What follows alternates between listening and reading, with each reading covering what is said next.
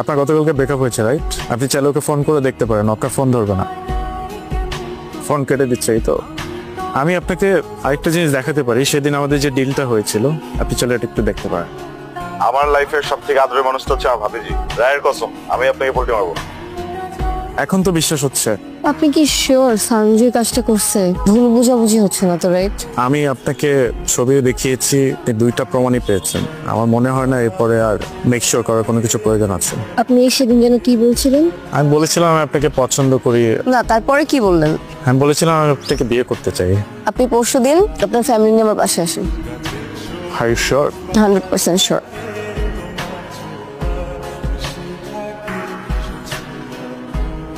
বাবা বিষয়টা কিন্তু আমি নিতে পারতেছি না বাবা। মানে তোর গার্লফ্রেন্ড আমার ভাবি, বিয়ে হলে এই বাড়িতেই হইব, অন্য বাড়িতে কেন হইব? সঞ্জু বাবা ও চুপ করবে একটু? কথা কমু না মানে? আজকে আমার তো কথা বলাই লাগবো। তুই যাবি না তো? না গেলে না যা, ভাবিরে আমি একলাই উঠাই নিয়ে আসবো। হ্যালো, কই তুই? এক জায়গায় দাওয়াত খাইতে আসছিলাম, হঠাৎ করে রায় একটু অসুস্থ হয়ে পড়ছে। হ্যাঁ, তুই এখনই চলে আয়, আমি তোকে লোকেশন শেয়ার করে দিচ্ছি। আচ্ছা ঠিক আছে। এই যাই কিছু মতো। কই আমার কি হয়েছে? তুমি দেরি করে আসছো কেন? শিওর মানে কি বে? দেখ তো চেনা যায় নাকি। ভাই চুপ কর। বিয়ে খেতে আসছিস? কিন্তু আমি তো তোকে দাওয়াত দিইনি।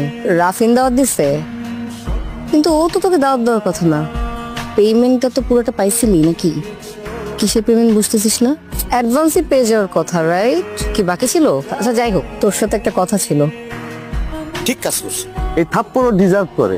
ও একটা না, দুইটা থাপ্পড় ডিজার্ভ করে। একটা হইতেছে ওর ভাস্তির কসম খেয়ে চুপচাপ ছিল, আর আরেকটা হইতেছে আজকে বিয়েতে কোনো সিনকেট হবে এইটা ভাবে ও এখনো চুপচাপ আছে। ভাইয়া আপনি জানেন না কি করছে?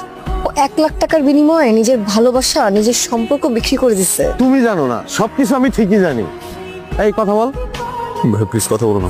তুই কথা বলছ না কেন? কথা বলবে না তো এখন? ও রায়ের কসম কাটছে না? তুমি ওরা বিয়ের জন্য প্রেশার দিছিল না?